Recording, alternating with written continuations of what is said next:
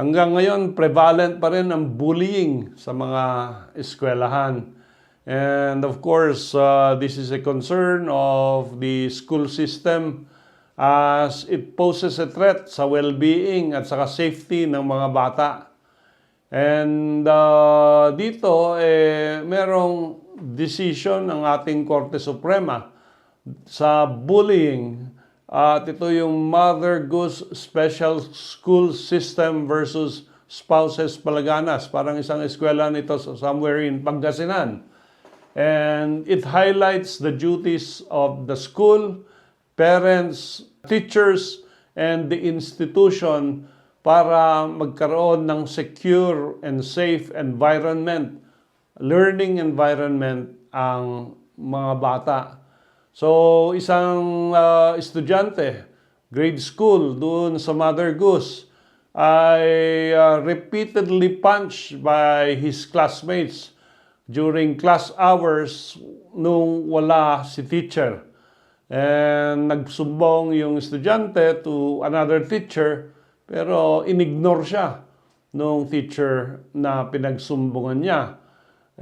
Nagsumbong yung classmate sa class advisor, pinagalitan lang yung mga sumuntok, pero walang corrective action. Hindi rin nila in-inform yung parents ng bata. At nalaman na lang nila doon sa isang parent sa eskwelahan. And that is the time they brought the child for medical examination.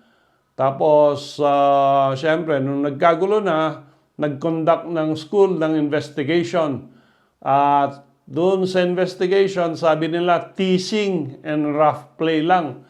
Natural lang sa bata yung nangyari, no?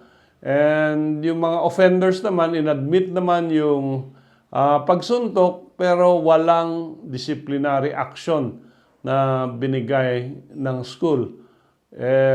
Siyempre, nagalit ang parents, nag-file sila ng case for damages against the school. At ang ating Korte Suprema sabi, pag nag-enroll ka sa eskwelahan, merong contractual obligation ng eskwelahan to provide and maintain a safe environment para sa kanilang estudyante.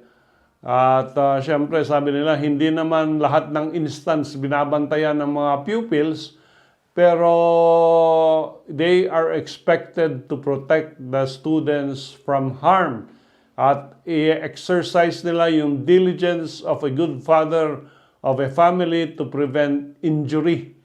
At because of this, binigyan ng hatol na damages itong eskwelahan na ito for failing to comply with the Anti-Bullying Act, Republic Act 10627. At nagbigay sila ng mga suggestion kung ano ang dapat to prevent or minimize bullying.